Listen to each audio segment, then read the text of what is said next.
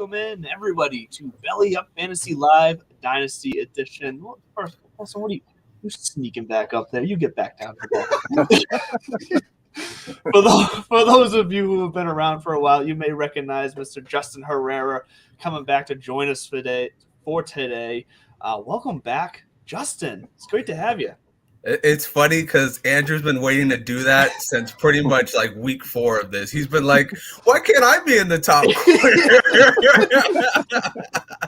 And now he's like, no, bro, you're going all the way down to the bottom corner. You're going to feel that corner right now. I wasn't as harsh as Kevin calling you guys out on the social media. Justin, I have to say that, despite my bravado, we did miss you, man. Yeah. Oh yeah, I did. I heard I got a shout out on the first episode of this one. Wait, you weren't watching? Oh, you weren't watching us? That's just wrong. Yeah. Well, I mean, it didn't have me or Coop on it, so. Oh, jeez. Somebody shut him up now. Okay. So. Where's that boo button?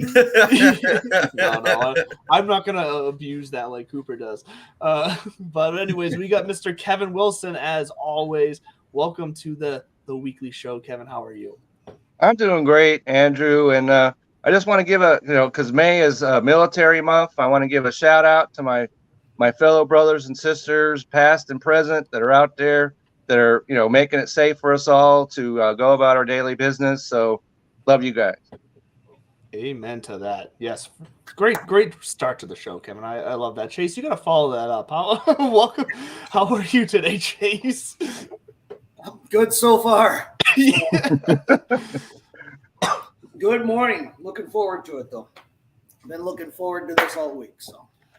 And apologize if you hear me coughing every now and then. I still have my allergy cough. And apparently during the croquet show on Friday, my mute button wasn't working, and you could hear me coughing through the entire thing. So that was fun.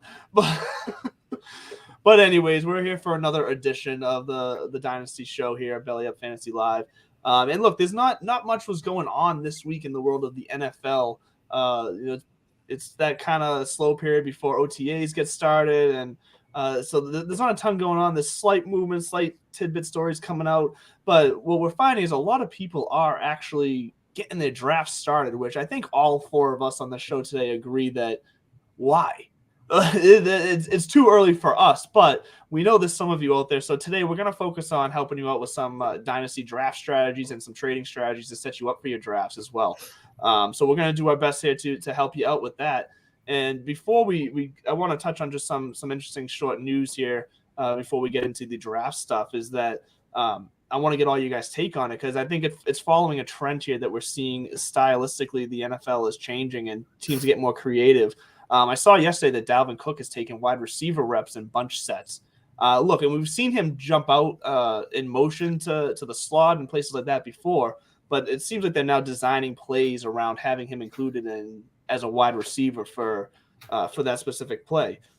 How are you guys feeling about it? Is this something that we're going to see more running backs doing, or do you think this is just a Minnesota utilizing the talent they know they have in Dalvin Cook? Let's go down to you, Chase, first. I think it's team specific, not from a Minnesota standpoint, but from a team that has a running back who can do that kind of thing. It's the kind of thing that we've seen Christian McCaffrey do his whole career. And in fact, it's what gives him that super number one value when he's healthy, is that he is such an effective receiver. He's a more effective receiver than some receivers in the league.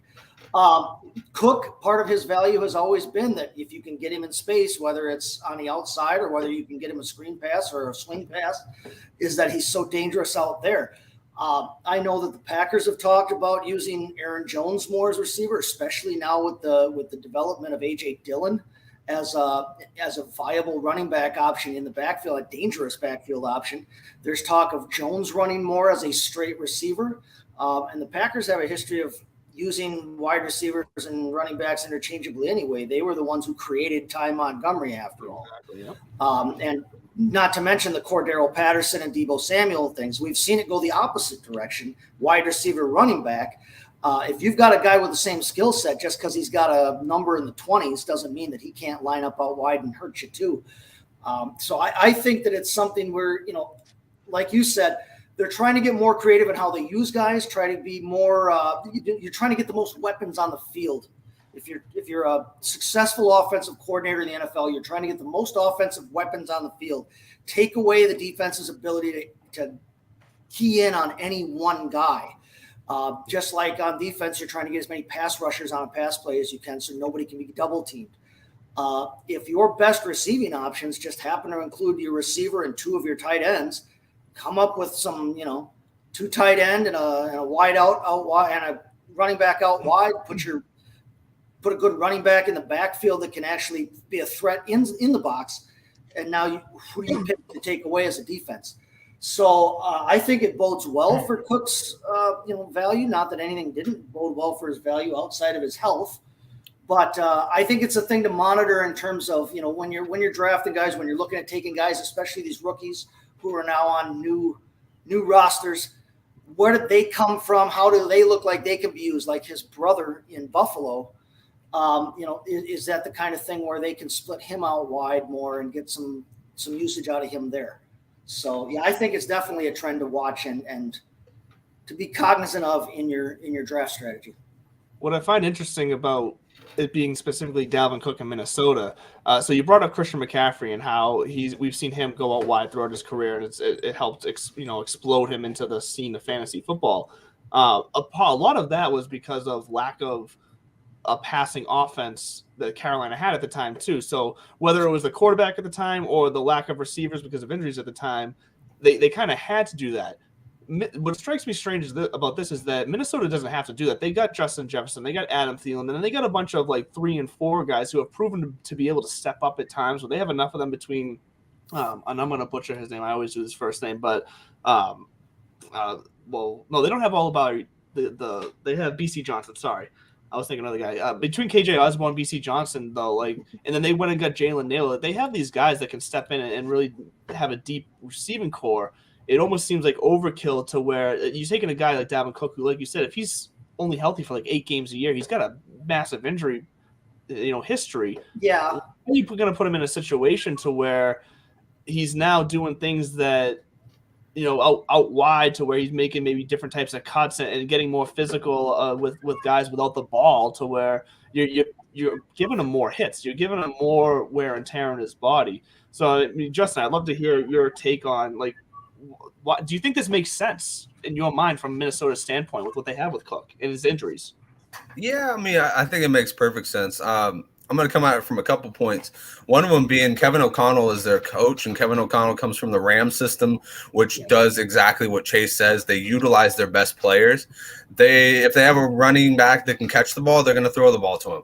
But if they don't, like Cam Akers, he's not really the best guy with going out and catching the ball, so they're not going to really give it to him. But Darrell Henderson on their side, they're going to toss it off to Darrell Henderson all the time. So for this, I think it makes perfect sense. Cook's on what I think the last 2 years of his deal. They have very confident running backs in the backfield that can take over a Cook's role for a couple downs or so. You got Madison back there who, had a couple good games last year. They just got Ty Chandler, the guy out of North Carolina.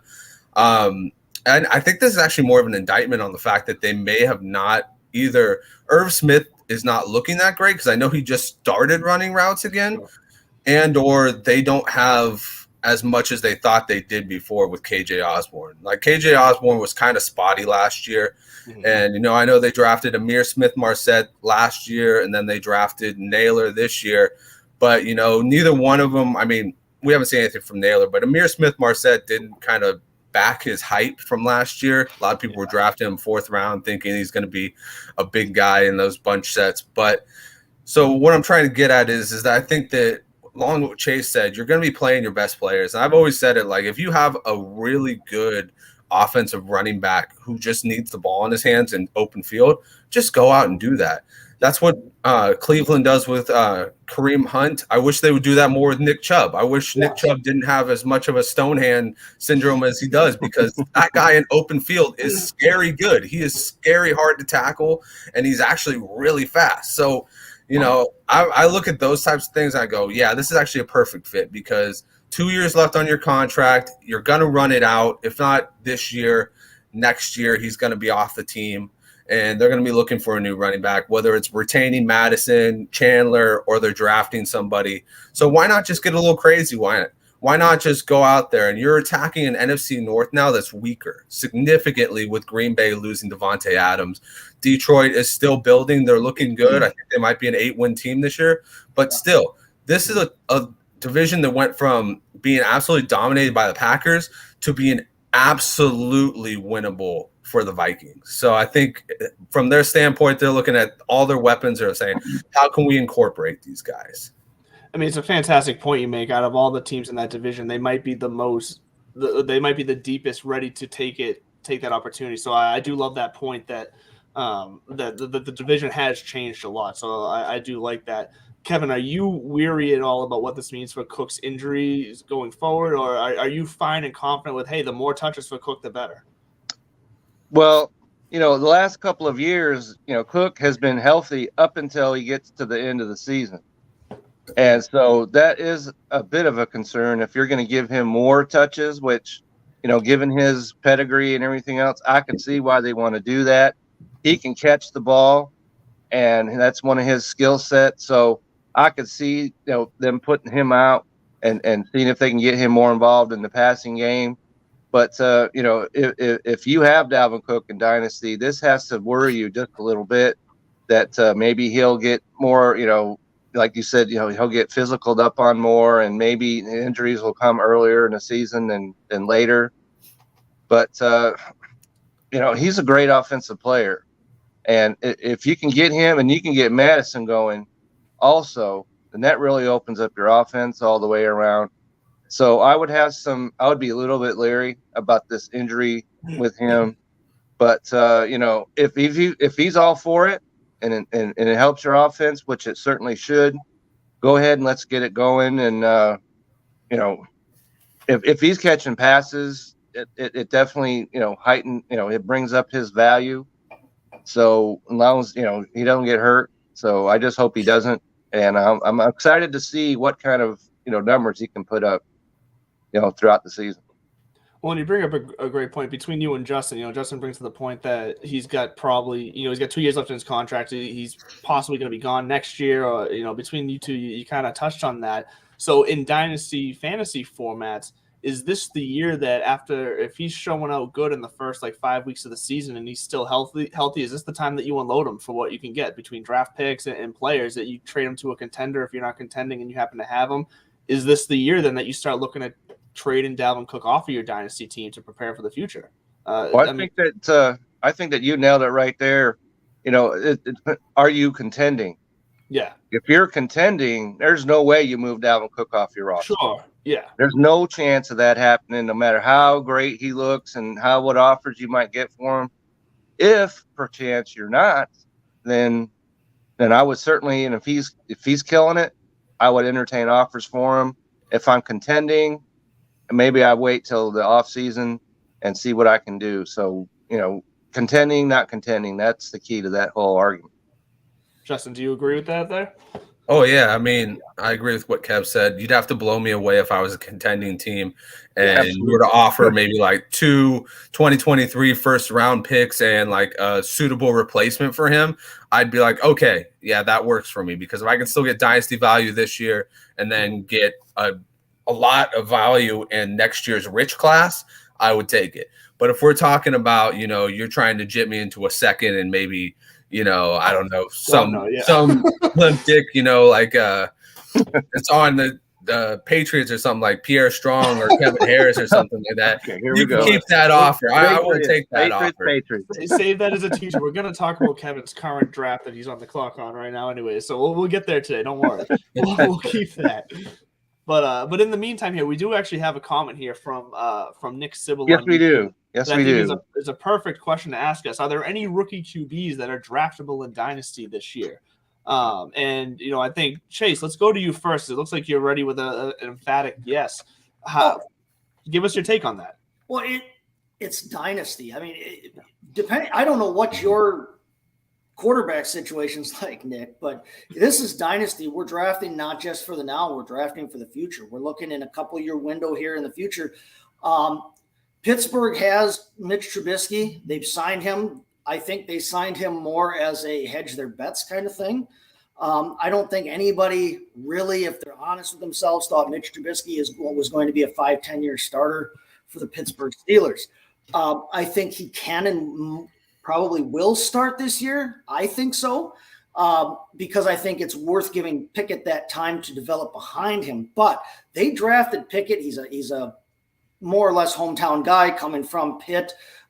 It was a good move for their fan base in terms of goodwill.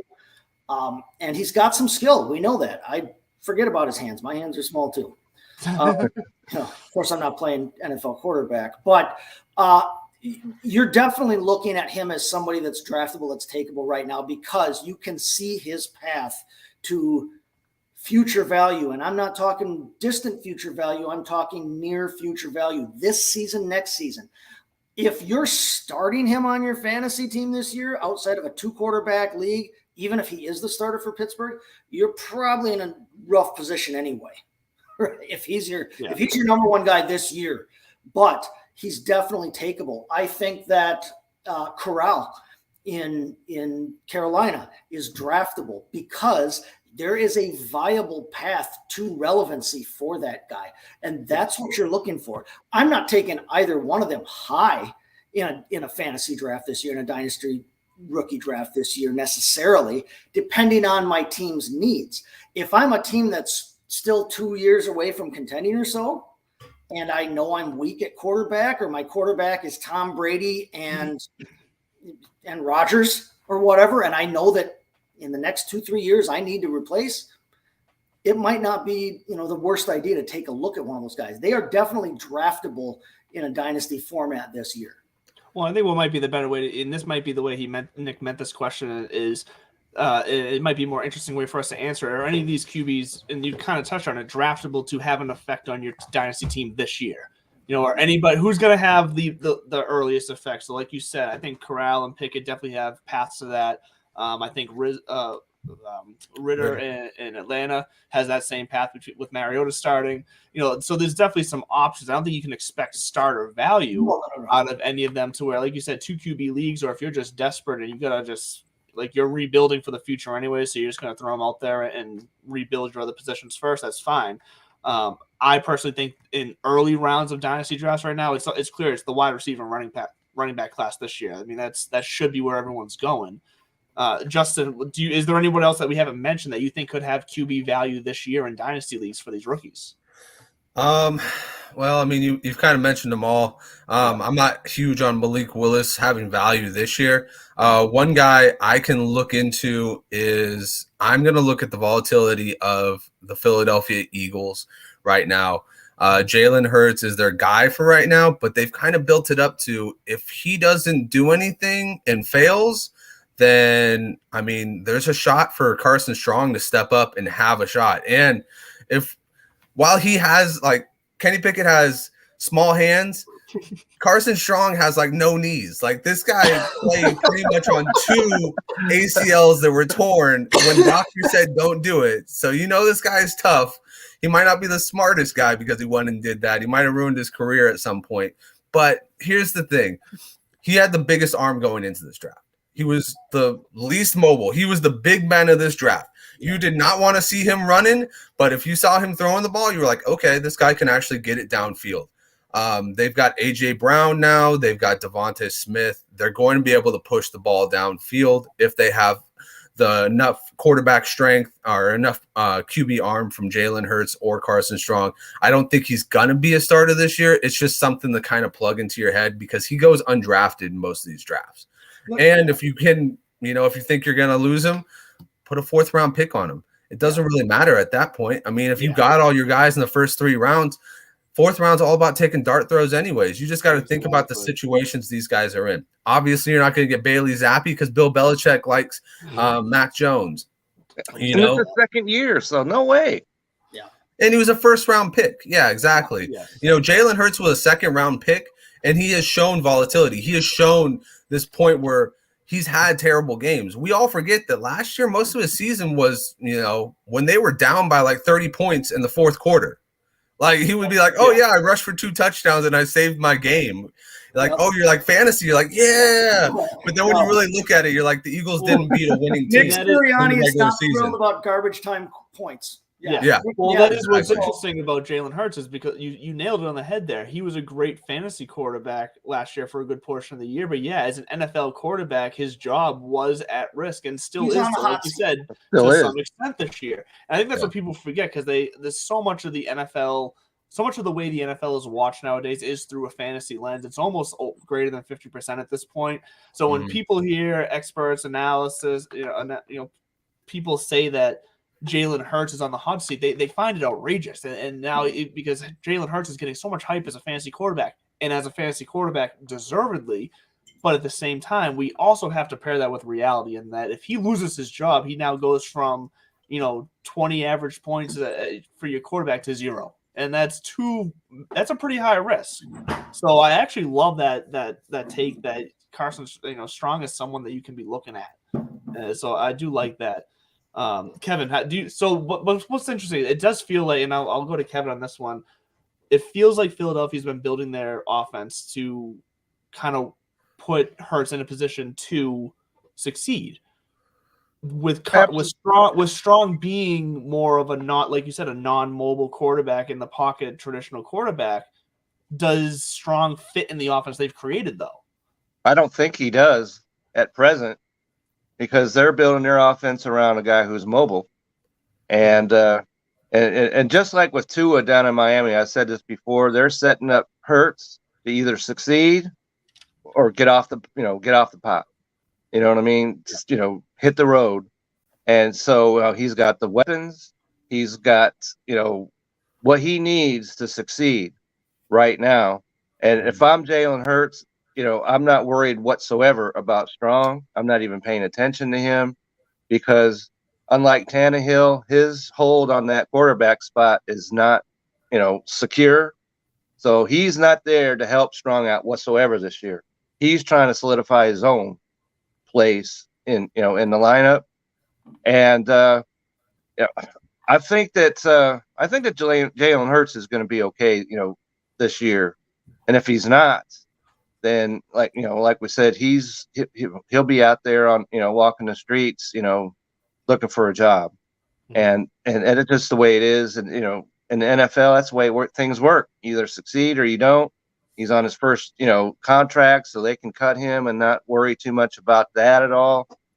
So I think Jalen Hurts is going to be fine this year, and I'm kind of hoping so because I've got some of his weapons, sprinkled throughout my fantasy team. So I'm just kind of got to hope that he's okay.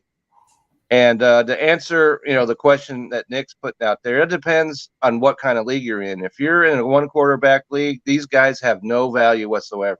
None to me, none whatever. And even in a two quarterback league, in this league that, we talked about earlier that, we're drafting right now, which it's silly, but anyway, I'm not commissioner. I don't run it, but Kenny Pickett came off in the first round. That is insanity to me. There's no way that he's going to measure up to that value.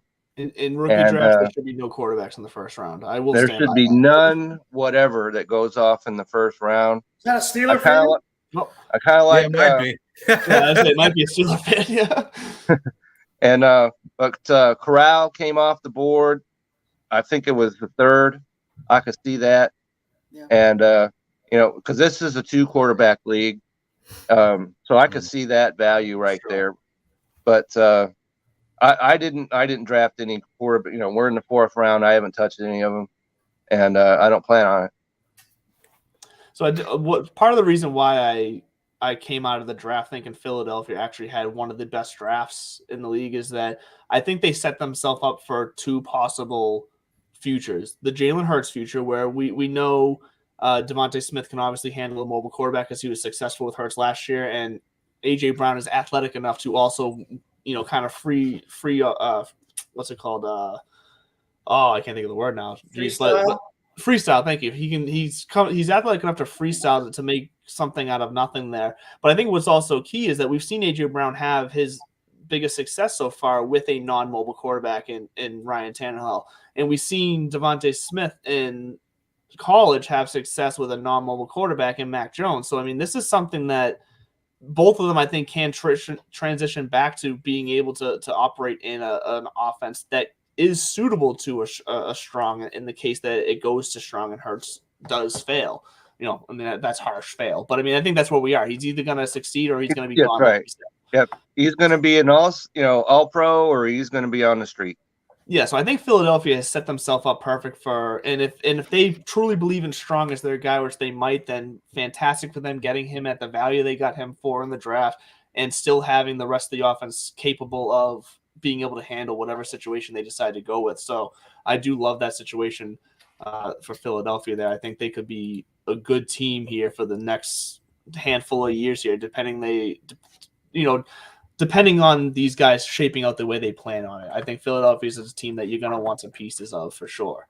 And just real fast, before we do jump to our commercial break here from Manscaped, how is that? You mentioned this draft, Kevin. How's that going for you? I know you ended up taking Thornton in the 4th round of this late May rookie draft, which is still outrageous to me. But how's that team looking for you? Okay, so I can give you the give scoop. Us the rundown real fast. I'll give you the rundown real quick. All right, so the first round, I took Christian Watson. I had the 10th overall pick. I had traded my second pick, so I didn't have a pick there. Then I took Rachaad White, running back out of Tampa Bay. And then this last pick, Tyquan Thornton, the wide receiver out of New England. So I did that while we're here. Andrew, you're going to give me good luck with that pick. Well, and it's still Bill Belichick we're talking about here. Yeah.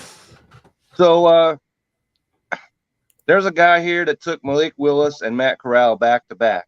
Ooh. You tell me if that makes any sense, whatever. That makes zero sense. Yeah, I mean, that's not a bad move. If he's looking for that third, fourth quarterback going forward, I mean, I think a lot of people. Where did he pick them? What pick was he of the draft? Okay, so was he a winning team Malik or a Willis losing was team? Second. I'd have to look more into that, but he took Malik Willis in the 2nd round. That makes no sense. Then the 3rd round pick was Matt Corral. Okay. So as I said, Kenny Pickett was the first quarterback taken in the 1st, and Sam Howell came off the board on the 4th round pick. Desmond Ridder in the 2nd. On the 4th round pick, I'm fine with that, honestly, because that's like we've said, that's 4th round. Yeah, Washington. Draft. Yeah, that's a money pick right there. Yeah, I should have actually had that as my pick, to be honest. Sam Howell's in a situation where he can in the 4th round. Yeah, absolutely, 100% agree. Yeah, that's a good pick. So, Kev, I just want to ask. Right. Also, the 1st overall pick was Breece Hall, which I'm not too big on that either. I can't stand people taking Breece Hall number 1 in rookie draft. It is a wide receiver first class this year. I'm sorry. I am not high on Breece Hall being number 1 overall in rookie drafts. Justin, are you going to disagree with I'm that? going to throw this to you. You guys know this. I am not the biggest Breece Breece Hall fan. I have been shitting on him all throughout our draft coverage. Especially in his landing spot. He didn't land in a good spot for that at all. He landed in a fantastic spot. Absolutely fantastic. No, he didn't. Think about it. Kev, just think about it for a second. They run a wide zone offense, just like the 49ers do. All he has to do is find the lane, and he has breakaway speed. He runs a 4.39. Like, I've been preaching this the entire time ever since that pick was made. Michael Carter is essentially done. I mean, I don't think he's full on done, but when you pick somebody 2 rounds ahead and he's built like a tank, he runs faster than your Michael Carter, and at the same time, like, your offense is just predicated on opening up the door and somebody being able to run through it. Like, I'm totally on with that one. I mean, Breece Hall 101 on me. Michael Carter had been their top option last year. He would have gotten the run of being their top option last year. Yeah. They have a good offensive line. They are an up-and-coming team. If Zach Wilson makes a second-year jump at all, they've got sneaky possibility to be a good team. They're going to be a better team than their lot offense of people is going to be. Well, they have to be a better team. They're the Jets. They're sorry. They've been sorry for years. But their offense. But you can't use that against them. You can't use that against them. Like Chase is saying, like, you got to look at it from the perspective of what they've done. They went out there. They got 2 tight ends. They have 3 wide receivers that could be wide receiver ones. Like Corey Davis, a weak wide receiver one, but he could be a wide receiver one. Let's get on Elijah You've got Moore, though. 2 running backs. If Zach Wilson ever learns how to just throw it to a scat back, Michael Carter will have a lot of value. And that's where I do agree with you here. So I do think the situation in New York was a good fit for Breece Hall. I do not agree with him as the number 1 overall pick in a rookie draft, though. I think I'm not willing to pay that value for Breece Hall. And that's not me saying he's going to be a bad running back. I just think if whatever my situation is, I think there's more value to be had for the future of some of these wide receivers than there is at Breece Hall in New York. But the situation couldn't have landed better for him. There was maybe 2 other teams that it could have landed better for him, and it would have been like Houston or Seattle, maybe. Like those would have been also paths to being relevant fast. And I've been saying since the Breece Hall pick that everyone was still after that pick hyping up Michael Carter as the number 1. I'm telling you right now, when my rankings come out on Wednesday, the first rankings of my offseason this year, Michael Carter, I'm considering as the running back 2 in New York. Breece Hall is the running back 1 in New York, in my opinion, because Michael Carter is going to revert to what he's known for, quote unquote known for. We haven't seen that much of him, but his skill set is much more for like a passing back, and it's what he's going to be reverted to. Zach Wilson, I'm super high on this year. I think he's going to have a big year. Elijah Moore, I don't think is getting nearly enough hype for what he can do. I think his injury late in the year last year really simmered down his supporters there. I think Elijah Moore is going to be great this year. I think the Jets offense, even if they're not a good NFL team necessarily, I think the Jets offense is going to be super fantasy relevant this year, and you're going to be able to get just about all of them at good value. Other than if people are taking Breece Hall at the number 1 overall pick for rookie draft, maybe not him. That goes back, Andrew, to when are we doing our drafts? If we're doing it in August, and we could see that Breece Hall is in fact their number 1 running back, then maybe we could talk. I'm still not going number 1 overall, but still, agreed. Yeah. I'm not buying that. Right now that Michael Carter, you might as well take him and throw him off a cliff somewhere. I'm not buying that yet. So that may well happen, but in May, I'm not buying it. So I'll propose this. I actually agree with what you're saying, Andrew. Like if you're a bottom dwelling team and your pick is Breece Hall, it's maybe not the best for you. But say you're like a top 4 team in your league, you have a loaded roster and you trade up, that's my number 1 right there. And I've seen that a lot. If you're gonna trade up for that because you're already loaded and you have the ammunition to trade up for that, then sure, that makes sense. But if you're drafting Breece Hall as with the number 1 overall pick with the idea that he's going to be your number 1 running back for this season, that's where I think the mistake is. But in the scenario you just laid out, I get that. That makes sense from a dynasty standpoint. Yeah, I think that's probably like the best way to put it, because really in this draft, it's kind of like a hard thing to think about what player is really going to benefit you the most this year. Because you got good players like Drake London, but he's on a shitty offense. Yep. You've got Trey Burks, but you've got to take into a fact that A.J. Brown hasn't produced a wide receiver 1 season in a while. So why do we think a rookie's going to come in, take his numbers, and do that? You know what I mean? Like, it's one of those things where you're just making your own number 1 at this point. But if you do have a situation where you can hop into that pick and make that pick, I'm going to make it all day long. Yeah, and that's been kind of my feeling. I was saying, I think me and you might have even talked about it to where if I'm a team that's just like one guy away from I'm contending, but I'm one guy away from really being a championship caliber team. Like in the first round of these rookie drafts, I'm skipping some of those bigger names like your Drake Londons who are in bad situations, and I'm going for your Watsons or your Olave, who I think are in better situations to produce this year, because that's what you need. If you're trying to hit that championship, you're trying to hit that championship this year, and you're just one piece away, you're going to have more luck of getting there. Not more luck per se, but you're going to have a better chance of getting there with someone like Watson or Olave, who are going to be inserted into that offense immediately and possibly have a massive role in that offense immediately. So I agree with you there. And real fast, I know I said before we were going to get to the commercial break real fast, but I think just to round out our current discussion, and I'm going to say this wrong probably, D Gregorio 1200 on YouTube, just to round up, because this does bring us back to the Dalvin Cook point that we were talking about earlier. And Chase, I'd love for you to touch on this, because this kind of plays to what you were saying, in that with Mike Zimmer gone, and Justin, you were saying this too as well, but with Mike Zimmer gone and the offensive style really changing, the more, if they're going to be less run oriented, the more ways that they're going to find Dalvin Cook to get involved, maybe is the better. So how do you feel about this question here or this statement, I should say, from D Gregorio 1200? I am so sorry.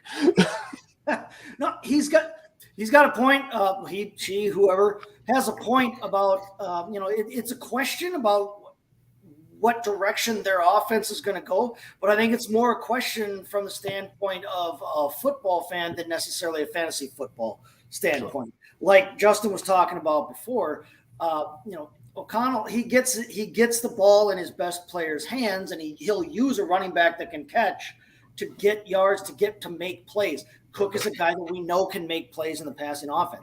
So I think that, it doesn't matter who the offensive coordinator is.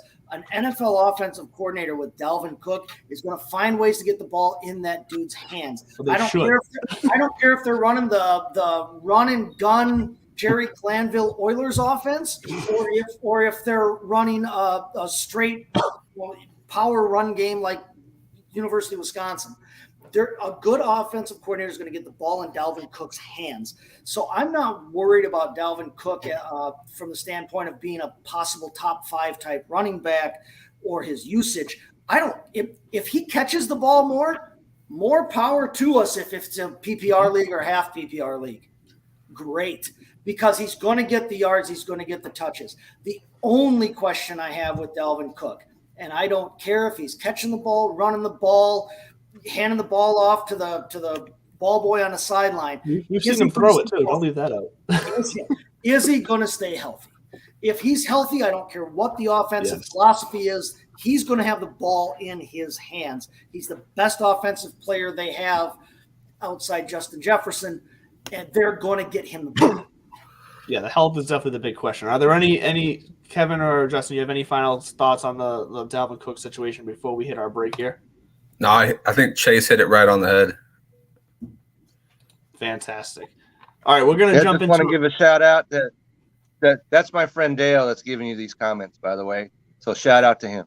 Dale, okay. And if I mess up the name, I am so sorry, Dale. But thank you for tuning in. Thank you for interacting with us. We love that. For anybody else listening, whether you're watching us on Tiki, on Twitter, or on YouTube, I believe YouTube is the only place where the comments live are working right now. So if you want to leave us a comment, jump over to YouTube, hit us with a comment on here, and we'll show it live. We'll talk about it.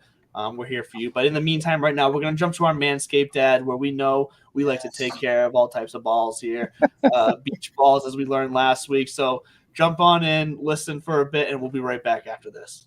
Summer is coming, the sun is shining, shirts are off, and your balls are smooth. You heard that right. Your friends at Manscaped are here to make sure your beach balls are as smooth as Floridian sand. In summer, you want to kill some cold beers and barbecues, not kill the vibe with pubes peeking out of your swim trunks. That's why Manscaped has their Performance Package 4.0 to keep the party in your pants looking crisp and refreshing all summer long. Dive head first into the summer by joining the 4 million men worldwide who trust Manscaped, and get ready for hot guy summer by going to manscaped.com for 20% off and free shipping with the promo code BellyUpFantasy. The Manscaped Performance Package 4.0 has everything you need to prepare for that summer bod. Inside this package, you'll find their Lawnmower 4.0 trimmer, Weed Whacker ear and nose hair trimmer, Crop Preserver ball deodorant, Crop Reviver toner, and Performance Boxer briefs with a travel bag to hold all your goodies. Want to take your grooming to games even further? Take a look at Manscaped Shears 2.0, a package that has everything you need to look pristine. Nail cutters, tweezers, and grooming scissors. With the Performance Package 4.0, your balls will be ready to impress, but make sure you cover the rest with the Shears 2.0 and you'll be ready to perform from head to toe. Get 20% off and free shipping with the promo code BellyUpFantasy at manscaped.com. And one more time, that's promo code BellyUpFantasy for 20% off and free shipping at manscaped.com. This is a summer to turn your package into the full package with with Manscaped. Don't these Manscaped ads? Don't these Manscaped ads feel like they need some sort of like little jingle to it? I feel like there needs to be a jingle at the end, like old like 1970s style jingle. That would be Jingle bells. Yeah. Let's do it. Oh yeah, there you go, jingle bells. Yeah, Jingle balls. the jingle ball rock. I'm sure there's got to be a song already out there, Jingle Balls, somewhere along the way. There probably is. I'm pretty sure Dan's nightlife is actually working as a phone sex operator because he does that way too well. He's got a beautiful voice for that. Beautiful is the word I would have used there. We're gonna have to have a Dan Tells All. We'll have him on one episode, and we'll see what he can inform us about what he does on his spare time. Because you're right, he crushes those ads for us. But in the meantime, we did want to touch on draft strategy here, and once again, Dale coming in with a perfect timed comment here. So we're going to go back to Dale here and answer one of his questions. And the question is quite simple. Is Jonathan Stewart still the clear-cut number 1 overall pick? And look, I think in Dynasty formats, look, he's already on a team. So let's, for a short time here, let's jump into redraft kind of style. Are you taking Jonathan Stewart with your number 1 overall pick still?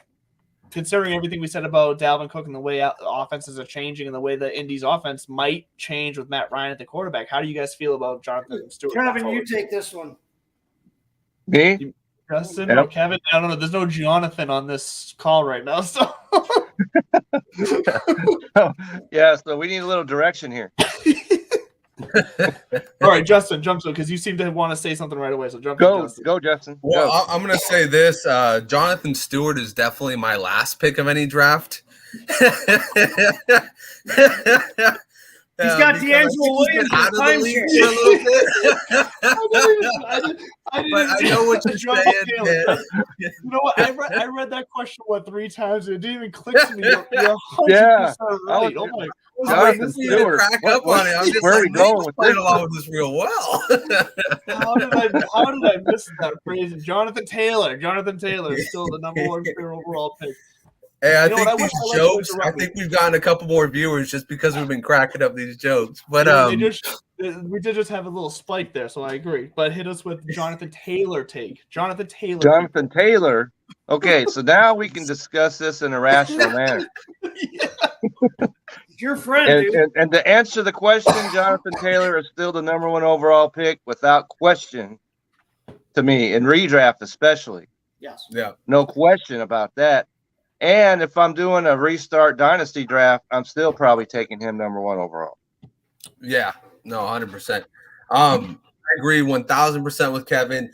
And an earlier comment, he was talking about Matt Ryan being there. That ups it for me. I'm actually writing up an article right now that's doing a study on how older quarterbacks target running backs more than any other quarterback. You know, you hit a certain age and you just start realizing the field just becomes open to you. Start realizing you have check downs, you have tight ends that are running shorter routes. Tight ends you don't have to just lob it out there. So when I look at this and I go, Matt Ryan being there means Jonathan Taylor is going to get more catches. I mean, Naheem Hines is still going to eat, but last year Taylor was targeted 51 times. He got 40 targets with a quarterback that doesn't like to check down. Yeah. Carson Wentz has never been a check down guy. He's always been somebody who throws it over the top, plays hero ball. But slinger. Yeah. But just like we were talking about with Dalvin Cook, when you have a guy who can take it at any single time to the house, like literally he can take it from his own goal line to the house. Don't you want the ball in that guy's hands all the time? Of course you do. All the time. Jonathan Taylor, from a dynasty standpoint, Jonathan Taylor, if you want to get into analytics and running back ages and that, Jonathan Taylor's only 23. He's 23 years old. He's got several years in if the he stays healthy, window, if he doesn't have a career-changing injury, right? He's got several years in the golden window, and he's probably got Matt Ryan for at least a couple of those golden years. Matt Ryan is, of course, he's on the downswing of his career. Sure. But he's the most talented, intelligent passer that they've had there since. He's still a smart guy. Exactly. Yeah. And you can take Jonathan Taylor at the top of your draft and not have to worry about like CMC last year.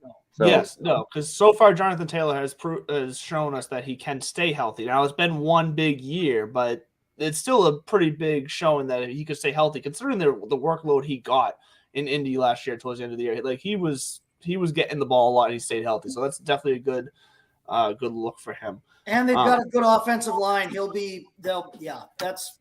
good that's look. it. They've got a great offensive line, so Matt Ryan's not going to be rushed. No.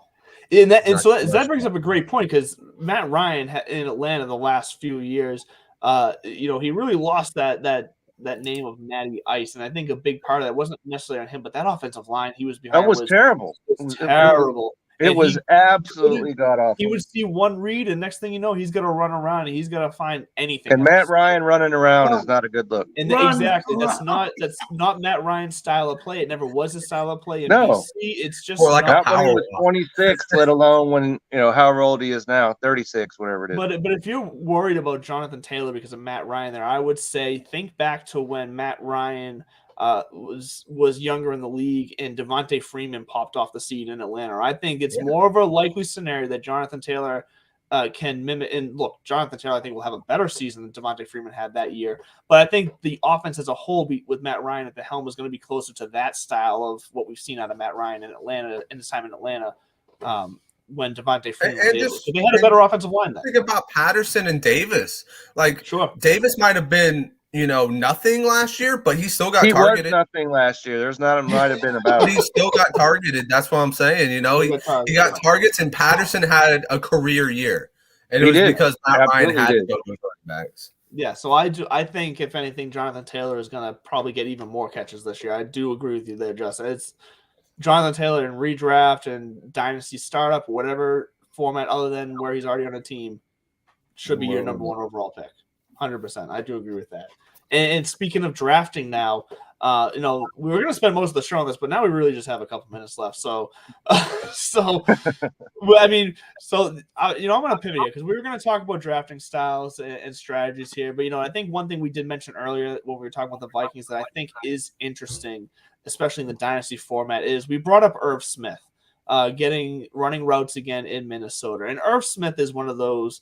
I'm not going to put him at the same talent level as Kyle Pitts, but he's one of those stylistic same tight ends where he plays almost more like a wide receiver. And when it comes to fantasy value, especially in Dynasty, that's going to be very valuable. So with Irv Smith getting back on the field, how early so if it's a startup Dynasty, how early are you willing to take a shot on Irv Smith? And if you're already in a sustained Dynasty league, are you looking to trade for Irv Smith in a buy low situation? Chase, let's go to you first. If it's a buy low situation, I'd be willing to take a look at him, depending on who else is on my roster. I don't know that I'm not jumping on him early in any kind of startup or anything like that. Mm-hmm. But he doesn't have to contend with Kyle Rudolph or with Tyler Conklin anymore. Those guys are gone. If he's healthy, he's going to be the guy at tight end, and they have shown a willingness to throw to tight ends. Conklin had a good year last year. Even Irv Smith, when he's been healthy, he's been very relevant. Yes, and Cousins is still a good passer, as much as it pains me to say that, coming from the Green Bay angle. Cousins is a talented passer. They have an offense where they throw all over the place. Honestly, if Cook is split out wide, that's only going to help every other receiver that they have. You brought up the idea of overkill earlier. Hey, overkill still kills. So go for it. Irv Smith, honestly, thanks in part to the Dragon's Milk here last year, I came out of my keeper league with Irv Smith on my team, even after his knee injury.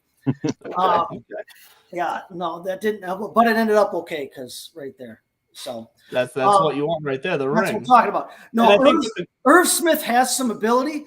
I would take him on a buy low if he's available in your league. I'm definitely jumping on that. But I'm not going to spend early draft capital or anything like that on him. Definitely. No, and I agree. He's still a tight end. I'm taking him at regular tight end value. If we're in a startup draft, I'm looking at him from a redraft standpoint in terms of his draft value. I'm going to wait for a while. If he's available, you get him. So, friends, because that's the thing you got to remember when it comes to the tight end position. The tight end position is going to be the same way it's been for the last 5 years or so. It's going to be Travis Kelce, it's going to be Darren Waller, maybe one other person surprises like a Dalton Schultz or something. But There's always going to be somebody that it's shows a up out of crapshoot all the way. nowhere. And so when it comes to somebody predicting who's going to show up out of nowhere, you're going to want the most athletic tight end that's going to be involved in non-blocking situations. And Irv Smith is up there. And for instance, in best ball, so I did a couple of best ball drafts this week, and I got Irv Smith at I think it was the 153rd overall pick in my best balls, which I think is like the 12th or 13th round. I think that math adds up to. I will take Irv Smith in best ball or dynasty if I can get Irv Smith that late. Fantastic. I'm going to take that all day because that means I was able to load up at every other position. I can still get a high end. It's the same reason why in some of these rookie drafts or best ball drafts or whatever, Justin, me and you talked about this on Twitter and some comments earlier this week. I am all over Greg Dulcich with my last pick of any style of draft. I don't care because I think we've seen what Albert O is in Denver in that offense. I mean, sure, Russell Wilson's at the helm now, but I think Albert O is going to settle into more of a blocking role. I think Greg Dulcich is athletic enough to where he is going to take over the top pass-catching tight end role for that offense. And if I'm going to just take shots in the dark at tight ends, I might as well take a shot as Greg Dulcich as my number 2 tight end behind someone like an Irv Smith or whoever else I can get later in these redrafts or in startups, whatever. I like Greg Dulcich. I like Irv Smith. I think this bodes well for Irv Smith going forward. I mean, it's the state of the tight end position. Let's be honest. It's just this is gonna be a surprise every week, every season. Someone new pops up. I like Dulcich as a future flyer at tight end. I don't necessarily know that I'm downgrading Albert O from where he was. He is a good blocker, but at the same time, I don't know. Russell Wilson's a better passer than Albert O has ever had. Fair enough. Between the two of them being there and between Dulcich being a rookie in that, I mean, I don't know. I'm not sure that it's tight end gold to take him for this year. But in a dynasty format, I would like Dulcich's stock is good. And that's why I say like last pick in all formats. Yes. I guarantee in all formats you can get him 14th, 15th round. Yeah. We'll see, Andrew, because I got the last pick of the last round, so I'll see if he's still hanging around or not. Well, if he is, you better take him. That's all I'm saying. So, just to add in on Smith, Minnesota seems to believe in him, and so Minnesota's offense is a good offense, and so if I can get him later on in the draft, that would look great. Irv Smith is more athletic than Tyler Higbee, and Tyler Higbee did okay for himself fantasy-wise and reality-wise under O'Connell in Los Angeles. That's a fantastic point. Very fair. That's very fair. Yeah, I mean, I think Irv's definitely got the talent to do it. It's going to be all about can he stay on the field, and that's really been the only thing that's held him back for his entire career is can he stay on the field. This team is going to be passing more. You look at that Rams offense last year, everybody wants to say it was a run-centric offense. It wasn't a run-centric offense. They ran the ball 39.7% of the time. That was the number 1 wide receiver. Yeah, exactly. But it just shows Minnesota has the number 1 wide receiver. Implementing there is going to be a lot of pass-heavy stuff. So we're going to be looking at, is KJ, like we were saying, is KJ Osborne the answer? We thought he was the answer, but maybe he was just the answer because Irv Smith wasn't there. Maybe Irv Smith getting introduced into this team. And like Chase said, Higbee's eaten plenty. They always tried to force a tight end in there when Higbee was gone.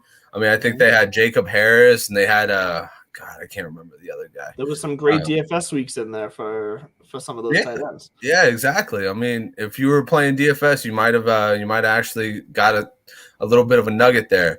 But all in all, I mean, Irv Smith, he stays healthy. He gets back to it. He's got a legit chance to be a top 10 tight end. And that's what you want when you're going into those later rounds. Absolutely. He could very easily be that guy who shows up in the top 5 this year that no one expected. Oh, and like you said before, you go floor early, ceiling late. Yeah. Well, there's no look. Absolutely. Floor, especially in the first round. Yeah. Give me a reason. Give me a reason why Irv Smith can't be Dalton Schultz of last year. I mean, come on. Irv Smith is much more athletic than Dalton Schultz ever was or ever will be, and Dalton Schultz was able to slide into top 5 tight end last year. I mean, Irv Smith can get there if you can get him late. Why not? I'm all over. I'm all in on that. Value. All in. Yes. Well, we are coming to the end of the show here, and as always, we want to give everyone a chance to go around the horn here. So, Kevin, tell us, where can we find you? What do you have going on this week? Exciting that you want to plug for everyone to see. Well, as you all know, the Belly Up Fantasy Live baseball show will be on tonight, 8 Eastern. As Vince says, that's where time begins, apparently. So check us out over there, 8 Eastern. And you can always go to the Belly Up Fantasy website. I've got an article. There's going to be one that's going to get dropped. It's ready to go pretty much. It'll be dropped by tomorrow for sure. And you can always find me on Twitter at Kevin62WILSEA. So, we've got lots of comments coming out on this show. If you like to continue that, just jump over on Twitter, throw me comments. I'll be more than happy to talk with anybody. And, I'm just out there. So check me out. Justin, what about you? We had some of these people haven't seen your face in a while. Let's get everyone updated with where they can find you, what you got going on. Well, yeah. Well, I mean, first off, thanks for having me back on. I know that we had a little bit of a little show rivalry for like a show or so, maybe half a show, like a segment. That's for the entirety of the show. Just one-sided, it ain't a rivalry. Yeah, that's right. We're rivalries, but we're brothers. So there you go. Exactly. I mean, I love you boys. It's always good to chat it up with you guys. But yeah, as of right now, I mean, you can catch me on Twitter, SemtexMex93. I'm always throwing out hot takes. I'm always throwing out some numbers. I actually put out, it's funny that Andrew was talking about Elijah Moore. I put out, a post on how I think Elijah Moore is going to be a stud because of all the relevance, from week 6 to 13, he was wide receiver 4 in standard, wide receiver 6 in half point PPR.